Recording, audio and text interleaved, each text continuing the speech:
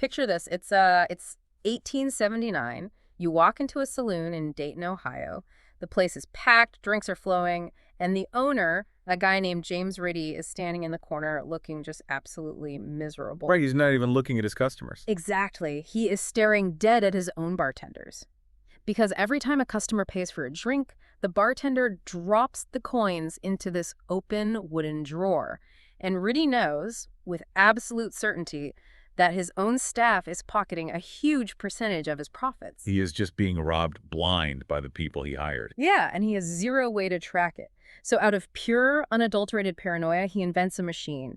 He calls it the incorruptible cashier. Every time that cash drawer opens, a physical mechanism forces this loud, bright brass bell to ring. That cheerful little ding that we all associate with, a happy sale today. Right. We hear that ding and think, oh, great, commerce is happening. But no, that bell was literally a burglar alarm. It was designed purely to let the owner in the back room know, hey, someone is near the money, you might want to look out. And the incredible thing is that bell driven entirely by a shop owner's mistrust of his employees was essentially the very first modern transaction processing system. It's wild. It really is. I mean, it was the absolute genesis of data tracking at the point of purchase. It's just crazy to think about where that led. Because today, we aren't just ringing little brass bells, We are tracking global supply chains in real time down to the microsecond, which is exactly what we are getting into today. Oh yeah, we are going deep. Welcome to the Deep Dive. This is an exploration tailored specifically for you, the business student, the working professional, and especially if you are tuning in from the Dr. Sam Pack College of Business at Tarleton State University. We are taking the massive, complex world of management information systems, MIS, and making it actually make sense. And we should explicitly note that today's Deep Dive is pulling all of its insights directly from Tedmon and Wilhelm's latest release. That's Connect Master, Management Information Systems, published by McGraw-Hill, the 2026 edition. We're diving straight into Module 01, Investigating MIS. But hey, before we really open the hood on this, just a quick favor to ask you. If you are enjoying these deep dives, please take a second to like, subscribe, follow, and share the show. Yeah, it really helps. It does. And we also really want to hear from you in the comments section later on. It's simply the best way to stay updated and join this really incredible ongoing conversation with a community of future business leaders. So if we want to investigate MIS, the first thing we have to do is strip away a very common misconception. People hear management information systems and they immediately think of like a cold server room. Right, they picture walls of blinking lights. Exactly. They think of the software the IT department bought, or maybe the laptops a company issues to new hires. Mm-hmm. But MIS is actually defined as the intersection of three distinct things. It's technology, processes, and people. The three pillars. Right. And here is the absolute secret to understanding modern business technology. To understand how these complex software systems work, you have to understand the people and the management side first. Because the technology is just a tool, right? Exactly. It's a tool built to execute a specific management philosophy. I really love that framing because technology changes so fast, Right. What was cutting edge 6 months ago is completely obsolete today. But the core goals of management, how to achieve the absolute best outcome in the most efficient manner possible, those underlying goals really haven't changed since the 1700s. They haven't at all. Mm-hmm. And if we trace the evolution of management theory, we are actually tracing the architectural blueprint for modern software. Yeah. So we really have to start with John Locke in the late 1600s. Going way back. Yeah, way back. He is widely considered the father of liberalism, and he developed the labor theory of property. Okay, let's unpack this a bit. The labor theory of property. So if I go into the woods and chop down a tree, is the wood mine? That is essentially the exact premise, yes. Locke proposed that property ownership is created by exerting work onto natural resources. His foundational argument was this logical chain. First, people own themselves. Okay, makes sense. Right. And therefore, they own their own labor. Consequently, if you mix your labor with a natural resource, like chopping down that tree and carving it into a chair, you own the outcome of that labor. The chair is your property. So he was basically defining the most fundamental aspect of business, like why people even get out of bed in the morning and go to work. Precisely. They work because they expect their effort will result in an increase in their personal wealth. To Locke, life basically equals property. And this wasn't an entirely new concept, by the way. Oh, really? Yeah, Locke agreed heavily with the ancient Roman philosopher Cicero. Cicero had argued centuries earlier that a fundamental, foundational responsibility of any government is to protect the private property of its citizens, because without that protection, the entire motivation to work just collapses. Why build the chair if someone can just take it? Exactly. But Locke did get some serious pushback later on. Yeah, I'm thinking of the 19th century here. Major pushback, most notably from Karl Marx. So Marx looked at Locke's theory and found a massive loophole when applied to the industrial age. Marx argued that there was a fundamental difference and an inevitable conflict between what he called living labor and accumulated labor. Okay, I'm trying to visualize that. What is the actual difference? Think about your tree example. Let's say you chop down the tree and make a chair yourself. That is living labor. But what if you take the profits from selling that chair, buy 10 axes, and hire 10 people to chop down trees for you? Oh, I see. Right? You are using your capital, your accumulated labor, to buy their living labor. Marx argued that the person with the accumulated labor holds all the power and will inevitably exploit the living labor, thus severing the worker's natural right to the property they are actually creating. Wow. It's fascinating because that philosophical debate from hundreds of years ago, who deserves the value of the work, the person holding the tool or the person who bought the tool, that is literally the foundation of every single labor union negotiation happening today. It absolutely is. It's still completely relevant. But moving from pure philosophy to economics, we have to talk about Adam Smith in the 1700s. Ah, the father of modern economics. So Smith wrote The Wealth of Nations, and he developed the principles of division of labor and free enterprise. He's the invisible hand guy, right? He is. And we need to define how that invisible hand actually works mechanically. Because the invisible hand is the argument that individuals and businesses should voluntarily, organically determine what to buy, what to sell, and at what price. The market regulates itself through supply and demand. Exactly. Smith argued that any attempt by a government or a central authority to legislate, force, or restrict this organic activity will inevitably result in massive inefficiencies. The wealth of a whole nation depends entirely on maximizing the wealth-generating ability of the individuals making up that nation. And he didn't just talk in abstract macroeconomic terms either. He got really granular about how a factory manager should actually run a business day to day. He laid out 3 specific causes for how to increase labor efficiency. Yes, his famous pin factory example. It's the perfect illustration of this. I love this example. So if you tell one guy to make a metal pin from scratch, he has to draw out the wire, straighten it, cut it, point it, and then grind the top to receive the head. It takes forever. Maybe he makes, 10 pins a day. If he's lucky. Right. But Smith says, first, use specialization. Have one person only draw the wire all day long. Have another person only cut it.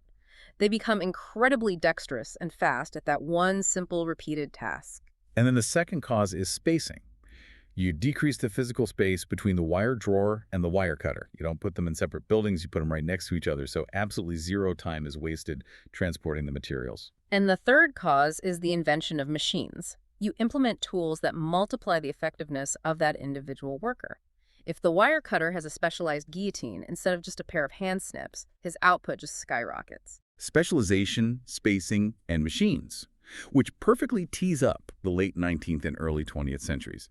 And specifically, a guy who took those exact concepts to an almost obsessive extreme. Frederick Taylor. Yes. Frederick Taylor was a mechanical engineer. He essentially made a fortune in the machining industry, retired quite young, and then decided to spend his time studying exactly how work was done. He became the father of scientific management. Whenever I hear Frederick Taylor's name, I just picture a guy in a 3-piece suit standing in a hot, dirty factory, holding a stopwatch and just glaring at the workers. That is an incredibly accurate mental image, honestly. He literally stood in places like the Midvale Steelworks with a stopwatch and a clipboard.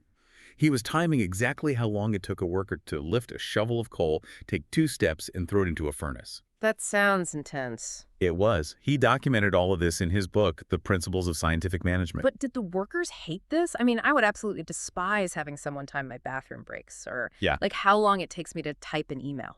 Oh, they often resented it deeply, yes, because it completely removed all autonomy from the worker.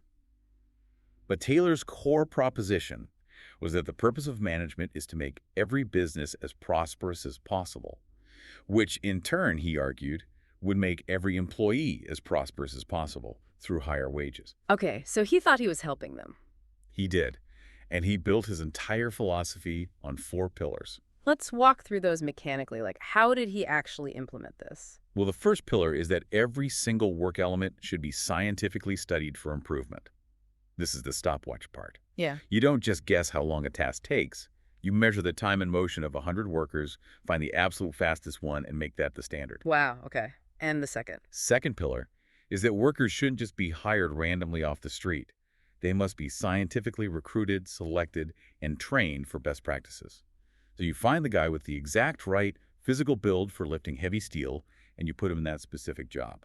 It's literally treating humans like interchangeable machine parts. Very much so. The third pillar is that managers must actively cooperate with workers to ensure they are complying with these scientifically developed principles. Yeah. You don't just give them a manual, right? You constantly monitor them to ensure compliance. Constant surveillance. Got it. And the fourth pillar is that managers have to work just as hard as the employees, but their work is separated. Management is focused entirely on planning, scheduling, and training. This is so the employees can essentially turn their brains off and simply execute their tasks as efficiently as possible. Now, around the same time, we're getting a slightly broader view of organizations from Henri Fayol and Max Weber, right? Yes, Fayol stepped back from the factory floor and looked at the manager's desk instead. He determined that managers basically have 5 roles: planning, organizing, staffing, directing, and controlling. And didn't he create a massive list of rules, too? He did. 14 guiding principles. Things like division of work, unity of command, meaning you only have one boss giving you orders so you don't get confused, and esprit de corps, which is basically team spirit. Okay, and then Max Weber, he was a German sociologist, right? Exactly. He zoomed out even further and looked at organizations at a macro societal level. He wrote The Puritan Ethic and The Spirit of Capitalism. Weber argued that the most efficient organizations are best described as bureaucracies. Okay, stop right there. Because Yeah. when I hear the word bureaucracy, I just think of the DMV. I think of red tape, filling out Form 27B in triplicate, and waiting in line for 3 hours just to get a rubber stamp. It is a bad word in modern business. It definitely is today. But we really have to understand what the business world looked like before Weber. In the early 1900s, businesses were often run like feudal fiefdoms. You didn't get to be the vice president of a company because you were smart or hardworking. Let me guess, you got it because you were the owner's nephew. Precisely. It was pure nepotism and arbitrary rule. So to Weber, bureaucracy was actually a beautiful concept. It meant replacing arbitrary, emotional family decisions with actual management competencies supported by strict, logical rules. Oh, that makes a lot more sense in context. Right. And he laid out 9 principles for this. They included specialization, job stability, hierarchical structure, strict discipline, political neutrality, and the supremacy of abstract rules that apply to everyone equally. So no more special treatment for the owner's kid. Exactly. His most revolutionary principle for the time was recruitment based on competency, not family ties. A bureaucracy meant a meritocracy. He also firmly believed that the basic tenets of Protestantism, things like personal responsibility, ethical behavior, hard work, and charity, were completely inherent to the fundamentals of capitalism. Okay, I am going to jump in here and play the role of the skeptic for a second. I'm going to act as the voice for the listener who might be sitting in a modern business class right now or, commuting to a tech startup. Bring it on. I'm studying modern management information systems. I want to know about artificial intelligence, cloud computing, and neural networks. Why do I care about a philosopher from the 1600s or a guy with a stopwatch or Max Weber's defensive bureaucracy from 1905? It just feels like a history lesson, not an IT lesson. I get that pushback all the time. But the answer is really the key to this entire module. These psychological and management theories dictate exactly how a business is run. And how a business is run dictates exactly what kind of management information system they're going to buy and implement. Oh, okay. You literally cannot design software for a company until you know how the managers of that company view their employees. Okay, give me an example of that. How does a manager's worldview change the actual software they buy? Let's look at Douglas McGregor's theories from the mid-20th century to prove this exact point. McGregor was an MIT professor who wrote The Human Side of Enterprise. He realized that a manager's behavior and the tools they choose to use fundamentally depend on their internal attitude toward their employees. And he split this attitude into 2 distinct categories, right? Theory X and Theory Y. He did. So Theory X managers are the pessimists. They believe that employees are naturally lazy. They think workers are inherently disinclined toward work. They don't want to be there. They will avoid responsibility if they can. And therefore, they need to be constantly observed, threatened, and rigidly controlled just to get anything done. Right. Now, put yourself in the shoes of a Theory X manager today. What kind of management information system are you going to ask your IT department to install? Oh, I'm buying the most invasive, strict, employee monitoring spyware on the market. Exactly. You want systems that track keystrokes. You want software that takes random screenshots of your employees' monitors every 5 minutes. You want firewalls that restrict access to non-work websites, and badge scanners that track exactly how many minutes someone spends in the break room. The technology is just enforcing the Theory X philosophy. Yes, but on the flip side, we have Theory Y managers. Yeah. These are the optimists. They believe that workers actually want to do a good job, that work is as natural as play or rest. They believe that employees can actually be trusted to self-direct, and that they should be empowered to solve problems on their own. So if you are a Theory Y manager, your software budget goes to completely different tools. You are going to invest in collaborative platforms like Slack or Microsoft Teams. You'll build open communication channels, shared digital whiteboards, and decentralized decision support systems. Systems that push data down to the frontline workers so they can make decisions themselves without asking for permission. Exactly. The software perfectly reflects the philosophy. You literally can't separate the tech from the management theory. You really can't.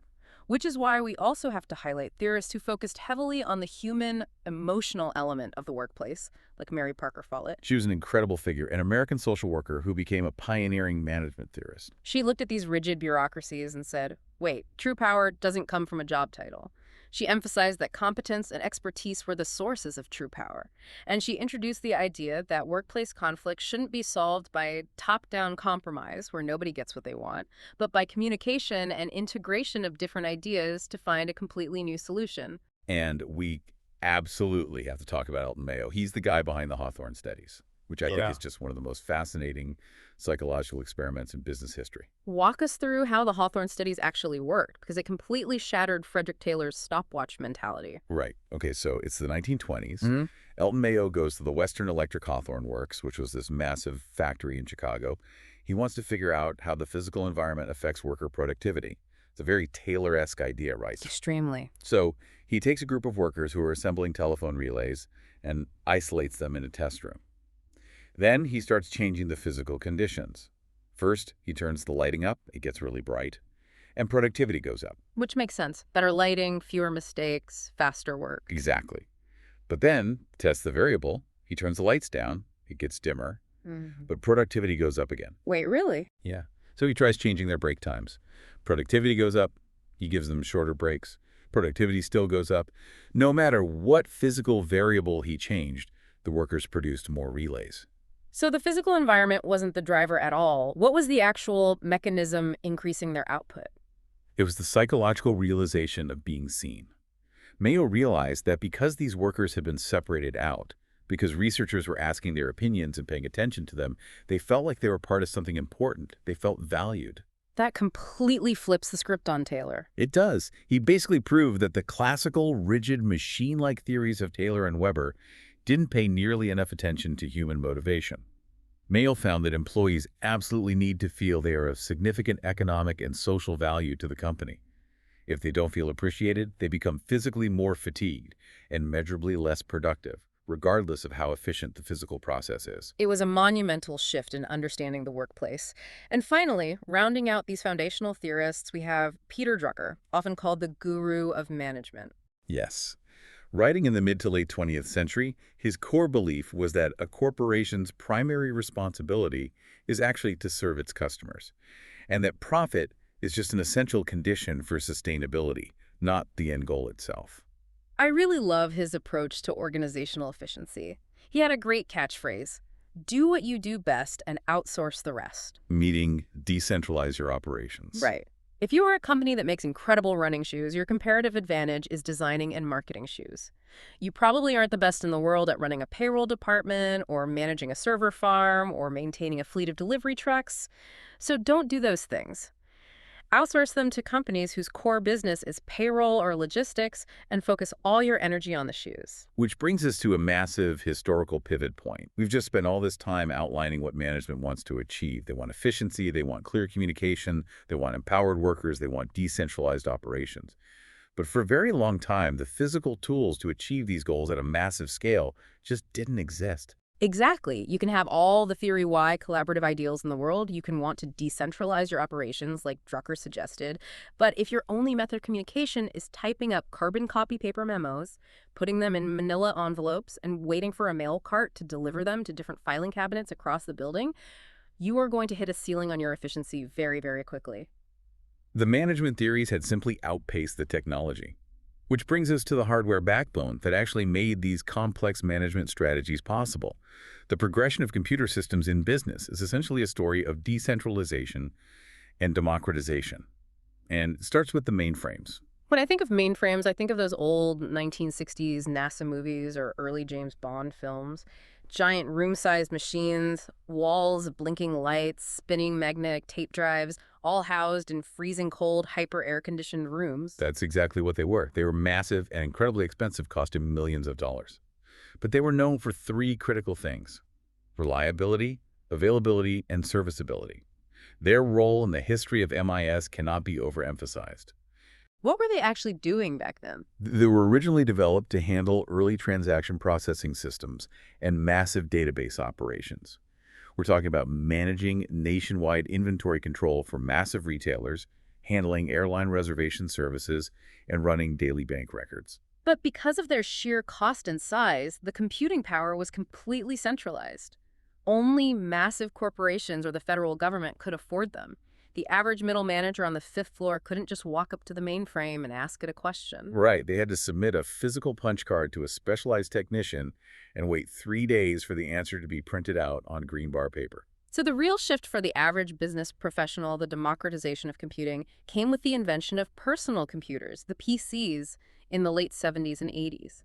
PCs completely changed the landscape because they provided computational flexibility directly to the manager's desk. Suddenly, you didn't have to wait for the mainframe department. You could compose documents on a word processor, you could use early email, and most importantly, you could create your own spreadsheets right at your desk to track your own department's budget. But there was a problem. A single PC sitting isolated on a desk isn't a system. It's just a really fancy digital typewriter. Exactly. If you updated a spreadsheet on your PC, the manager down the hall didn't see the update unless you literally handed them a floppy disk.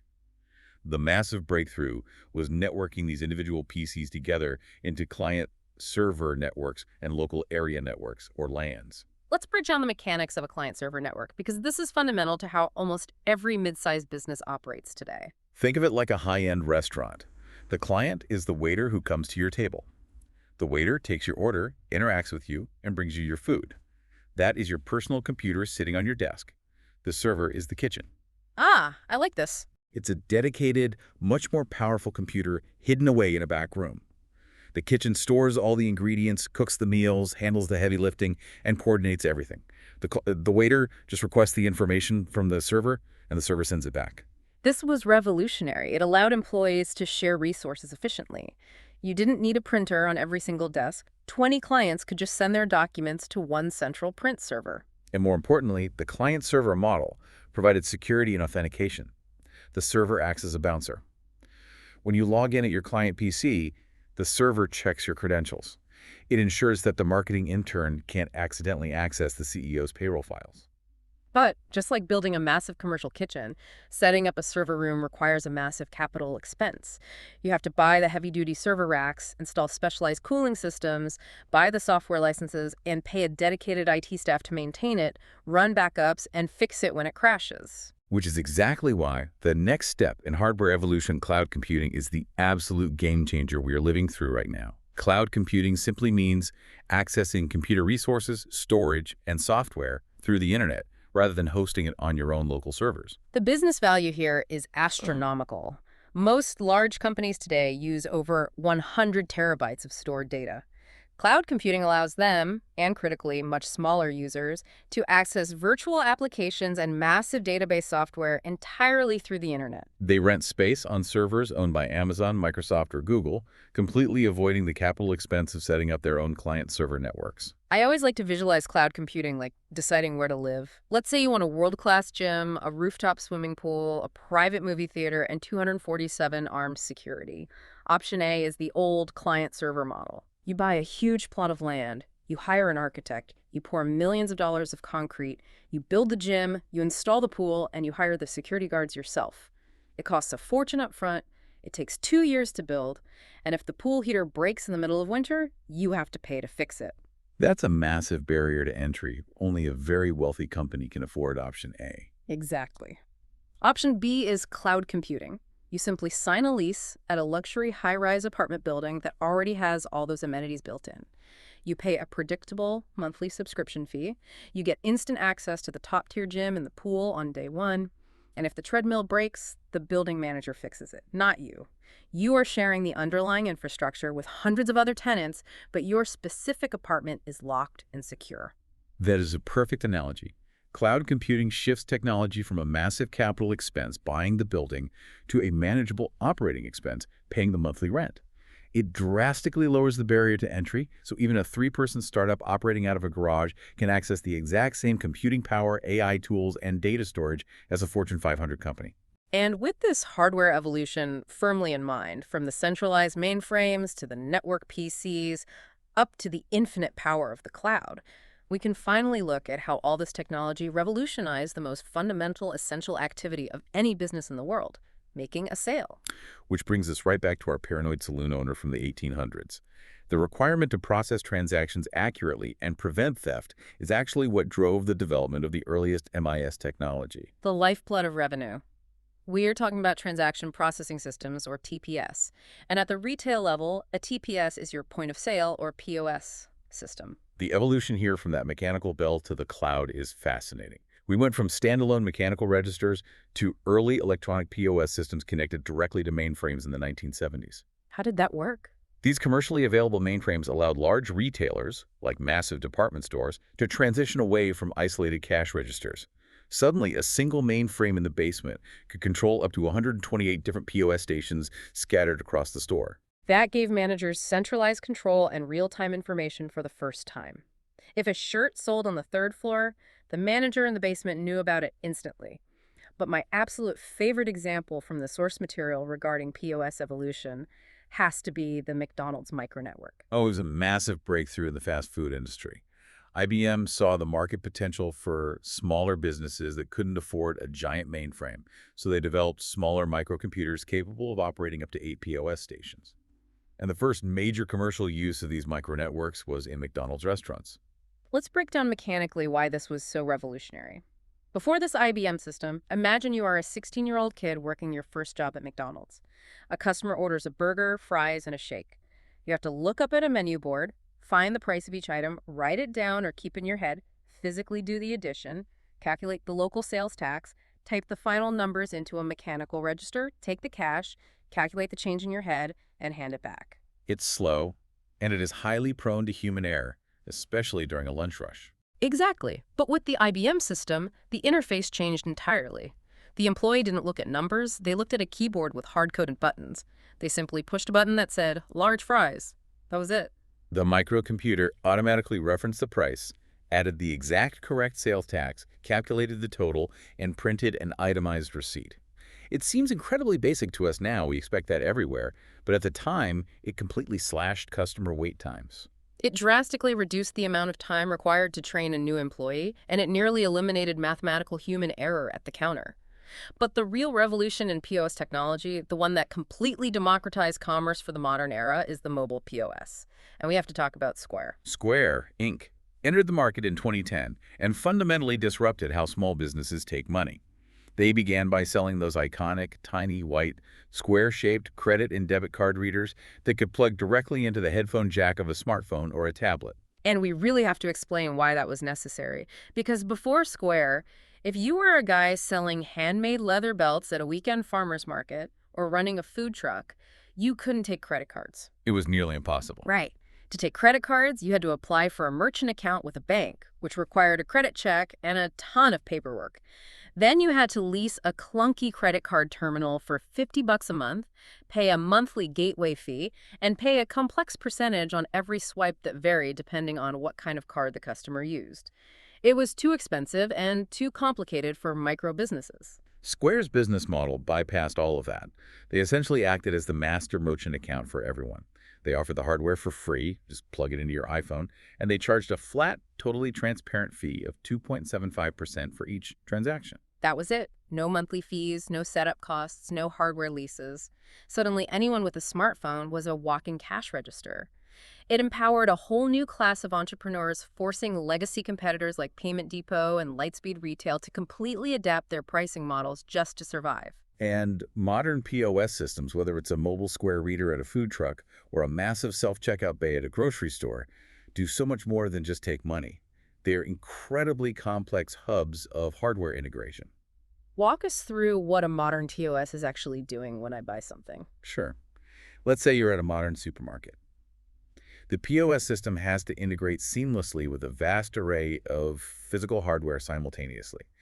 It connects to optical barcode scanners, it connects to touchscreens for the cashier, it connects to highly calibrated scales built into the scanner bed for weighing produce. It interfaces with MICR check readers. Wait, MICR, what is that? MICR stands for Magnetic Ink Character Recognition. If you look at the bottom of a personal paper check, those weirdly shaped numbers aren't printed with normal ink. They're printed with magnetic ink. Oh, wow. Yeah, the MICR reader in the POS system magnetically scans those numbers to instantly identify the routing and account information, which is much more secure than optical scanning. Oh, that's wild. I always wondered why those numbers look so blocky. The POS also integrates tactile numerical keyboards for visually impaired customers entering PIN-ins, security cameras overhead, and RFID tag readers for high-value items. And that's just the hardware at the front desk. While the machine is physically reading your credit card, the software is doing 10 things at once in the background.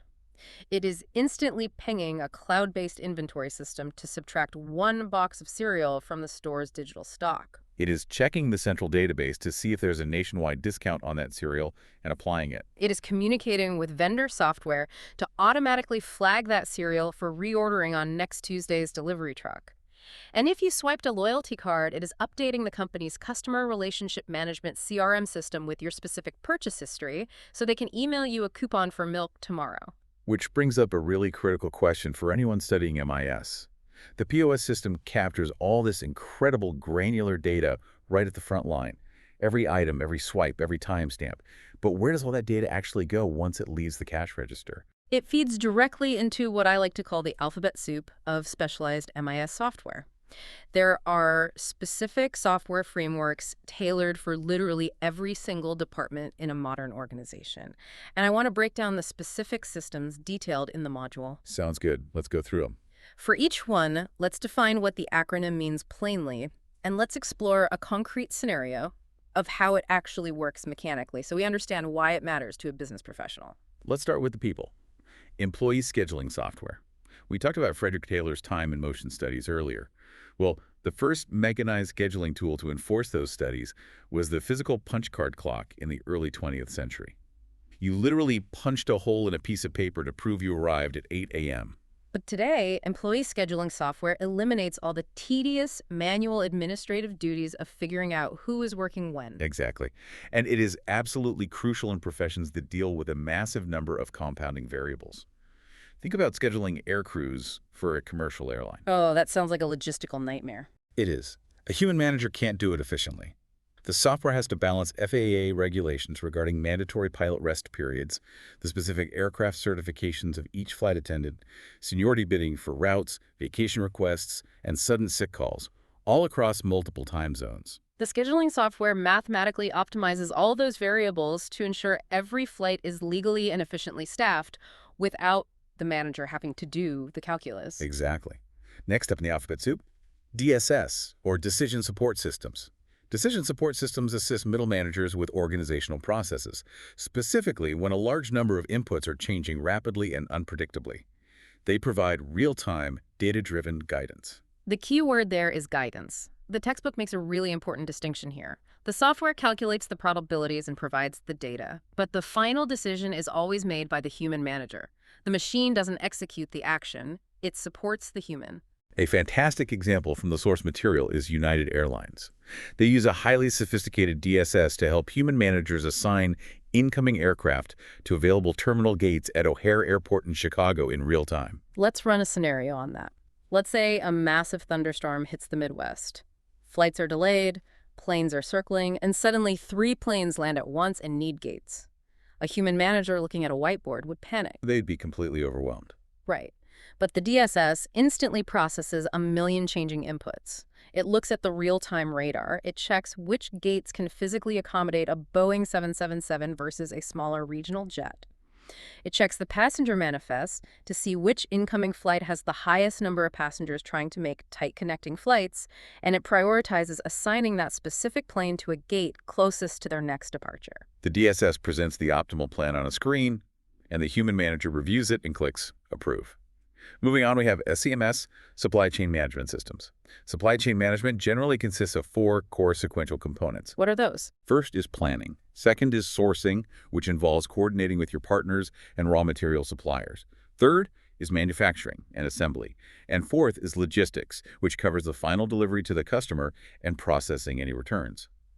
Modern SCMS software maximizes the flow of information across every single one of these processes. And this is where we have to talk about the bullwhip effect.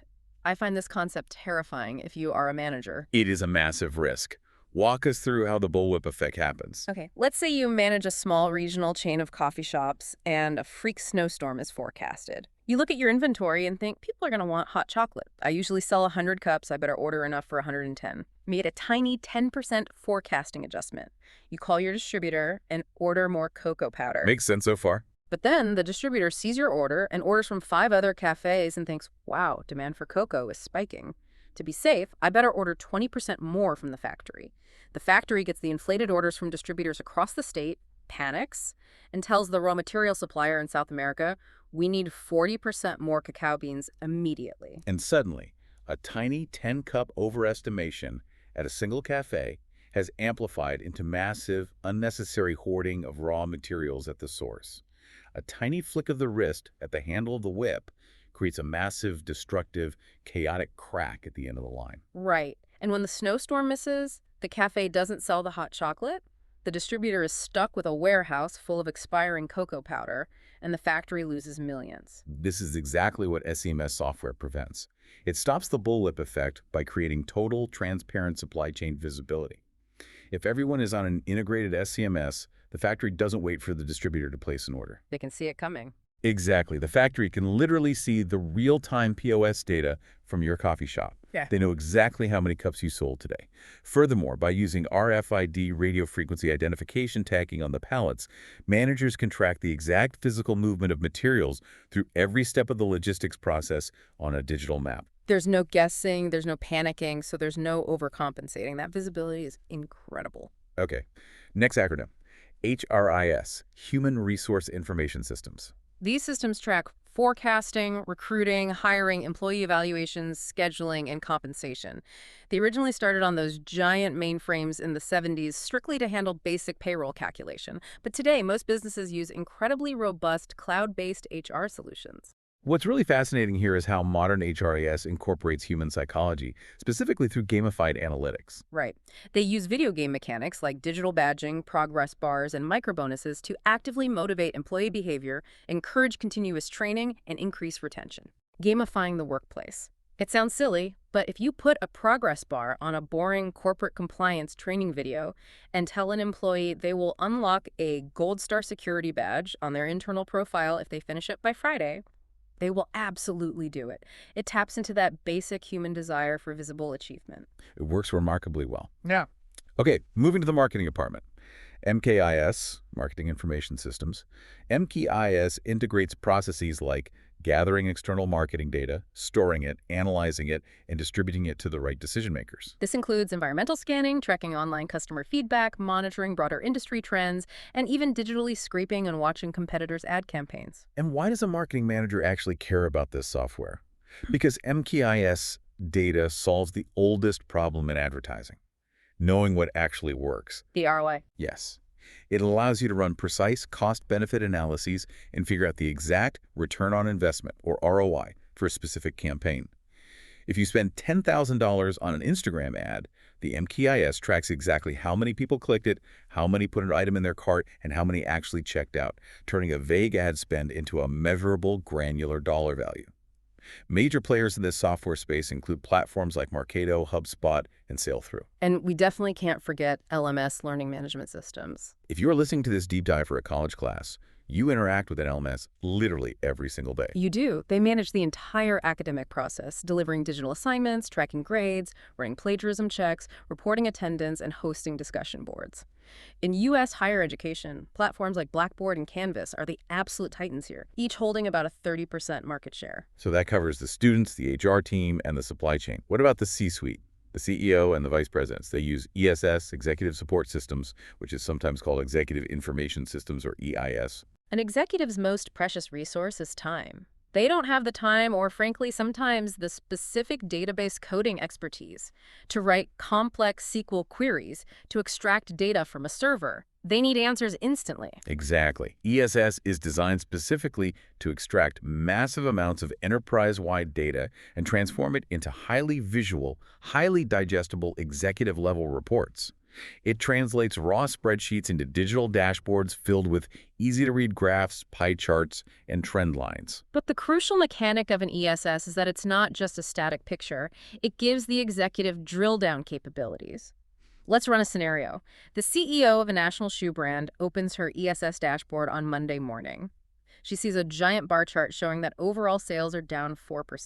She doesn't have to call a meeting to find out why. She can just click it. Right, she clicks on the bar chart. It drills down and reveals that East Coast sales are fine, but Midwest sales are down 12%.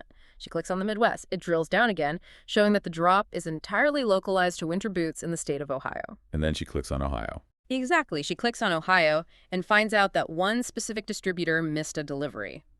In 30 seconds, without asking a single person for help, she went from a macro-level problem to a micro-level root cause. That is the power of drill-down capability. Yeah. And finally, we have to talk about the grand unifier of all these systems, ERP, Enterprise Resource Planning Systems. This is the big one. This is the nervous system of a modern corporation. That is the perfect analogy. An ERP integrates the management of nearly all aspects of an organization into one massive unified system.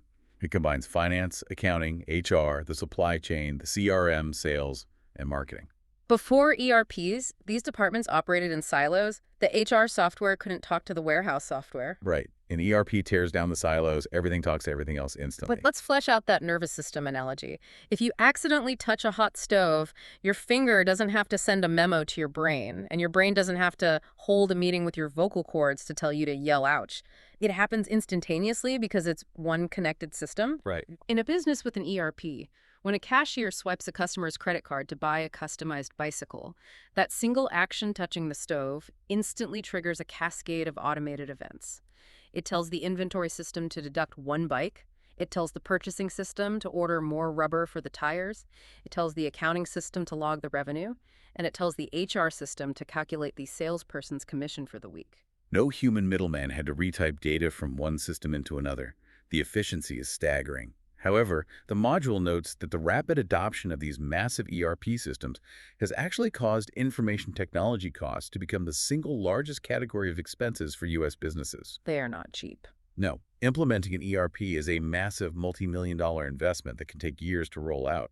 But thanks to cloud-based solutions from massive tech companies like Microsoft, SAP, and Oracle, ERP systems are finally becoming scalable. So smaller companies can use them now. Yes. Smaller, mid-sized businesses that absolutely cannot afford a giant in-house IT department can now rent access to the same unified, silo-busting power as the big Fortune 500 guys. Which serves as a perfect transition to our next topic, because all of these systems we just described, the ERPs tracking every sale, the SCMS tracking every pallet, the HRIS tracking every training module, they are generating mountains of data every single second. Mountains is an understatement. We are talking about exabytes of data. But here is the hard truth of modern business. Raw data just sitting in a server is completely useless. It's just digital noise. Exactly. That's where data analytics comes in. Data analytics is the complex process of interpreting these vast amounts of available data and translating them into actionable, effective decision-making. The software uses algorithms to automate data gathering and processing so meaningful information reaches the manager instantly.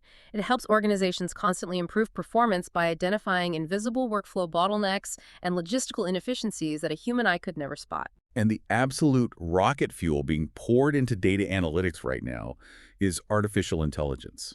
AI is accelerating everything we just talked about. As AI integrates into these MIS systems, it acts like a super-powered assistant. Managers can use it to spot micro-deviations in productivity or identify sudden, fleeting market growth opportunities vastly faster than humanly possible. Now, whenever we bring up AI in the workplace, it naturally causes some anxiety. People worry that AI is going to eliminate their jobs, that algorithms will just run the companies. The reality presented in the source material is that AI is not a magic cure-all, and it won't replace human intuition entirely. It will absolutely modify the traditional role of a manager, but it is unlikely to eliminate the role. Think about a manager running a marketing team. In the past, they might oversee 5 graphic designers and 3 copywriters. Today, with generative AI, maybe they only oversee 2 designers who use AI to multiply their output. The manager is overseeing fewer humans, but they're overseeing vastly more production. This means the existing workforce, especially the managers, requires serious uptraining or reskilling. Managers have to deeply understand how AI technology works, what its hallucination limitations are, and crucially, the ethical risks and biases associated with blindly trusting an algorithm to make business decisions. And we need to emphasize that this isn't just an enterprise-level issue for tech giants. It's a massive shift for small businesses and startups. The module highlights a 2023 study by the Small Business and Entrepreneurship Council, the SBEC, that found something truly remarkable. What did they find?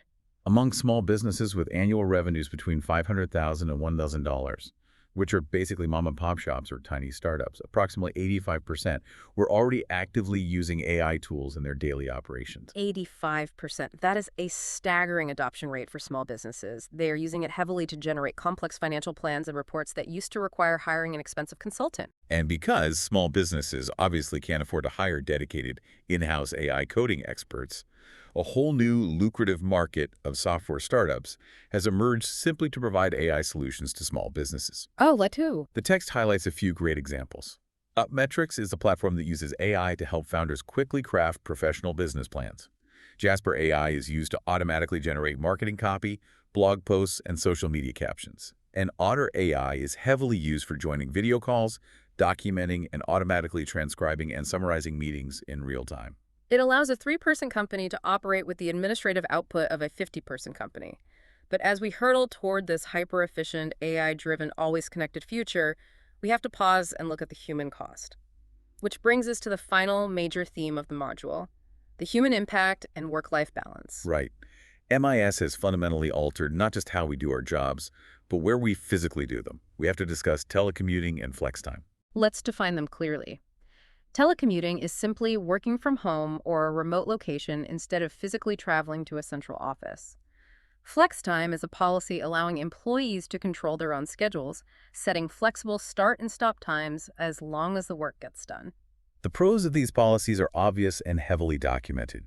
Many modern corporations have finally realized that actual task accomplishment is vastly more important than just having warm bodies sitting in physical seats for 8 consecutive hours. Telecommuting reduces urban traffic congestion, it significantly reduces environmental pollution from commuting, and from an HR perspective, it is a massive benefit that helps attract and retain highly motivated workers, especially those who are balancing careers with caring for young children or elderly parents. But the textbook is very clear about the cons, too.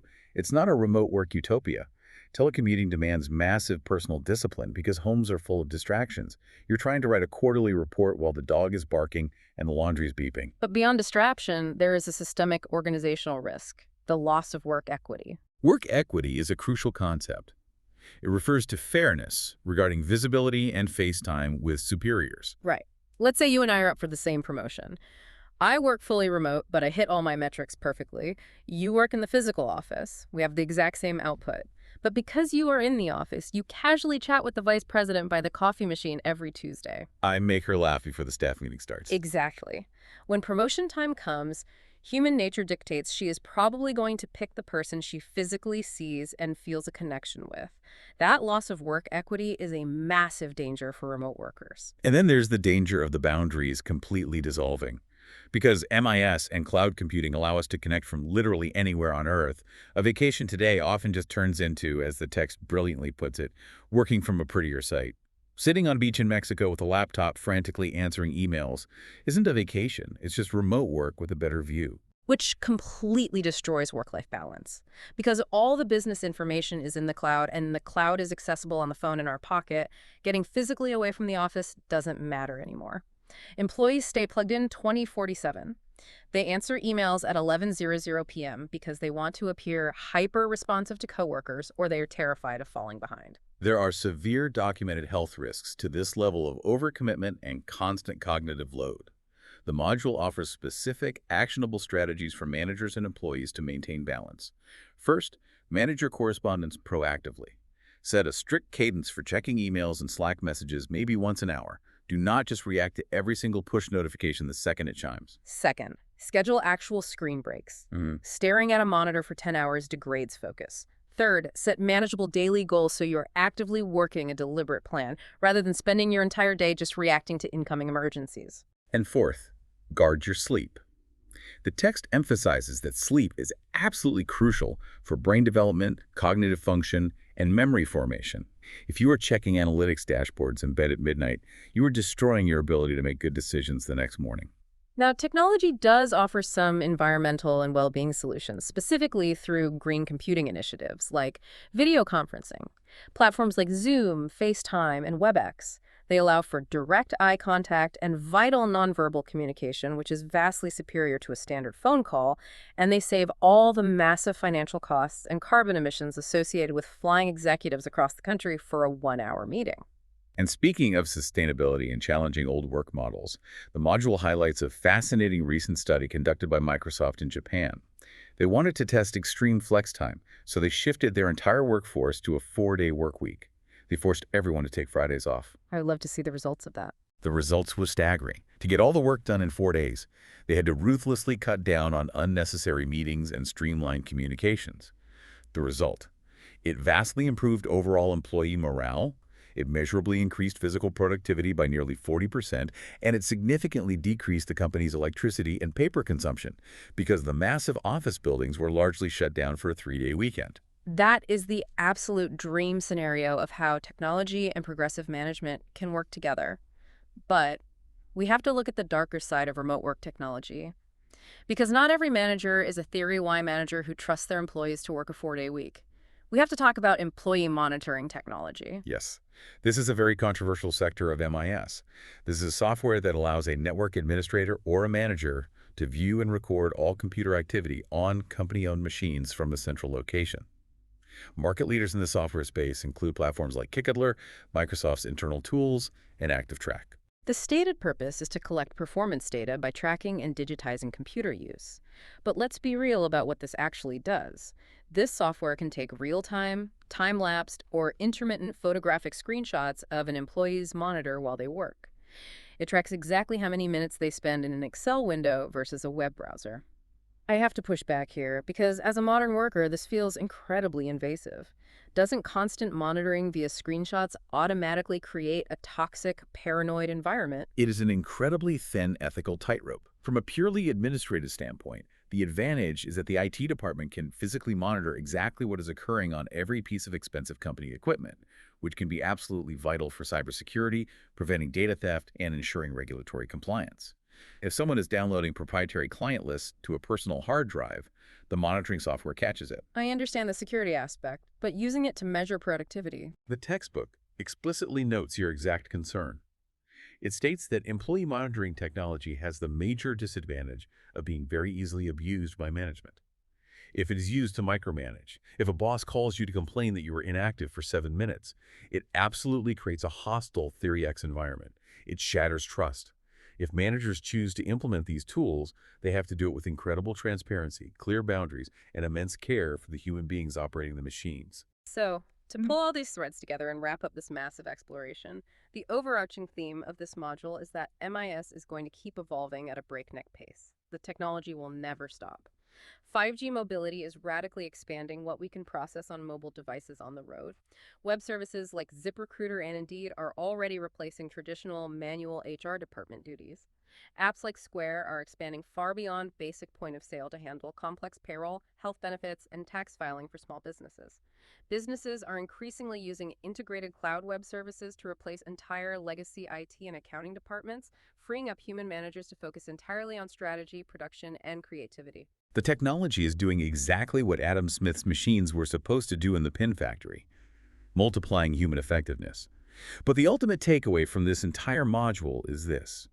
The successful business professional of the future isn't just the person who knows how to click the right buttons on the newest AI software. The truly successful manager is the one who can balance this incredible, overwhelming technological power with the fundamental, unchanging human elements of management that we've understood since the days of John Locke, Frederick Taylor, and Elton Mayo. You have to manage the people first. That is the perfect summary. And that brings us to the end of our deep dive into Module 01, Investigating MIS. Thank you so much for taking this time to explore the foundations of business technology with us. We hope it provided some real, concrete clarity on how these invisible systems actually impact the day-to-day life of a manager and why understanding the history behind them is so vital. Before you close the app, don't forget to like, subscribe, follow, and share the show. And we really want you to drop a comment below because we have a specific discussion question for you based on today's deep dive. And commenting helps us keep the conversation going. Here is the question for today. We talked a lot about artificial intelligence, accelerating data analytics, and augmenting the role of the manager. But if AI continues to improve, if algorithms can soon interpret market data, perfectly optimize supply chains, mathematically schedule employees without bias, and track productivity flawlessly, at what point does the MIS system fire the human manager and just run the company entirely on its own? Is the role of the human manager permanently secure or just temporary? It is a wild, slightly terrifying scenario to think about, so let us know where you think the line is drawn in the comments. And be sure to join us next time. We're going to open the hood on how all this data we've been talking about is actually stored, secured, and organized behind the scenes. Get ready for a deep dive into Module 2, Implementation Guide. Databases where we find out how businesses keep millions of digital records from turning into total catastrophic digital chaos. It's going to be a highly technical but really fascinating discussion. Until then, just remember, every time you tap your phone to pay for a coffee, you're participating in a massive global data nervous system that all started with a paranoid saloon owner and the simple ding of a mechanical bell. See you next time.